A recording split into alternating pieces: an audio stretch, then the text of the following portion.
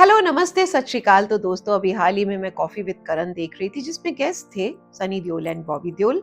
तो बीच में उनके फादर धर्मेंद्र जी और दोनों के बेटों का एक वीडियो भी आया जिसमें धर्मेंद्र जी ने बड़े खुलकर अपने दोनों बेटों के लिए अपनी फीलिंग्स एक्सप्रेस करी। इनफैक्ट सनी और बॉबी के बेटे भी मुझे काफी एक्सप्रेसिव लगे और उस वीडियो के खत्म होते होते तक ना सनी और बॉबी दोनों की आंखों में आंसू थे। एंड मैं कहीं ना कहीं उनसे कनेक्ट कर पा रही थी कि कितने आराम से सहजता से ही अपने इमोशंस निकाल रहे हैं। उनका प्यार ना उनकी बातों एक्सप्रेशंस में क्लियर नजर आ रहा था। और सच कहूं तो हम सबके लिए भी बहुत जरूरी है खुद को अपनी फीलिंग्स को एक्सप्रेस करना। अब क्या है ना कि औरतें तो ये काम बड़े आराम से कर लेती हैं, उनके पास में माँ बहन दोस्त हैं, बट मैन उनके लिए तो जैसे सजा है अपने दिल को दूसरों के सामने खोलना। बाप भाई दोस्त उनके पास भी है, बट ना ही आपस में प्यार जताना, ना ही अपने दुख तकलीफ को साझा करना, क्योंकि अगर ये सब कर देंगे तो दूसरे के सामने कमजोर नहीं पड़ जाएंगे, ईगो की दीवार नहीं आ जाएगी। प्रॉब्लम तो यह है कि बचपन से ही लड़कों को स्ट्रांग होने के उपदेश दिए जाते हैं। जरा सा आंसू बहा दे तो डांट पड़ जाती है कि लड़के होकर रोते हो।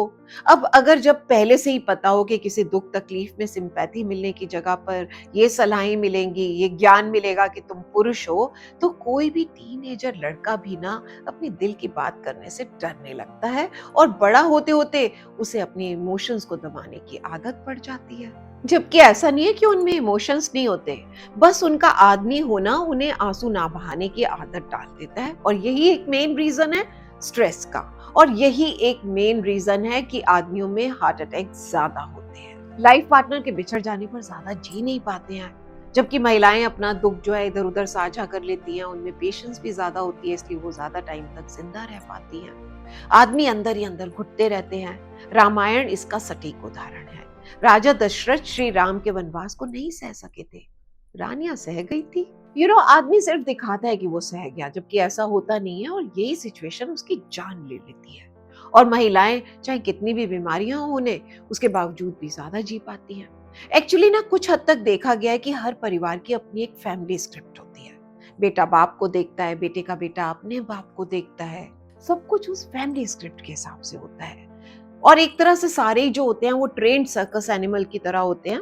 मे बी वो नाक पर गेंद उछालने या सीलिंग में स्विंग लहराने के लिए ट्रेंड ना हो, पर प्यार और फीलिंग्स एक्सप्रेस करने के लिए कैसा बिहेव करना है उसके लिए जरूर ट्रेंड होते हैं। सो आई रियली फील कि हर परिवार में बीच बीच में एक सेशन आदमियों का अलग से जरूर होना चाहिए, जिसमें वो अपनी सारी बातें कर सके, अपने दिल को खोल कर रख सके। बट प्रॉब्लम तो यही है ना कि आदमी अपनी बातें शेयर ही नहीं करना चाहता। उदासी इनसिक्योरिटी को तो लेडीज से जोड़ दिया जाता है कि हमें नहीं करना ये सब शेयर। इट्स लाइक कि हमें पानी नहीं पीना, पानी ना पीने से प्यास बुझ जाएगी, बुझ सकती है नहीं ना। तो इमोशंस कहाँ जाएंगे, वो तो रहेंगे ना। और तभी इन सभी इमोशंस की जगह ले लेते हैं और खतरनाक इमोशंस, फ्रस्ट्रेशन, एंगर।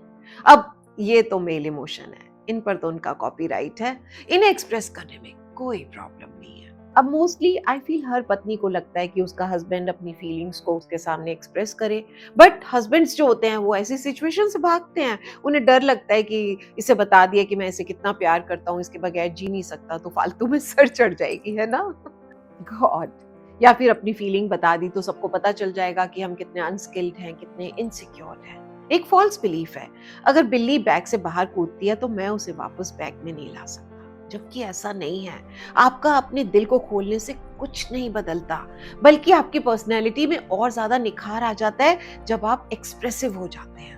खुद को एक्सप्रेस करने के लिए लैंग्वेज यूज करो, कुछ बोलो, अंदर ही अंदर मत घुटो। खुद को इस इमोशनल कॉन्स्टिपेशन से बचाओ। इस दुनिया से यूं ही चले जाओगे खुद को एक्सप्रेस किए बगैर। Come on, it's high time now.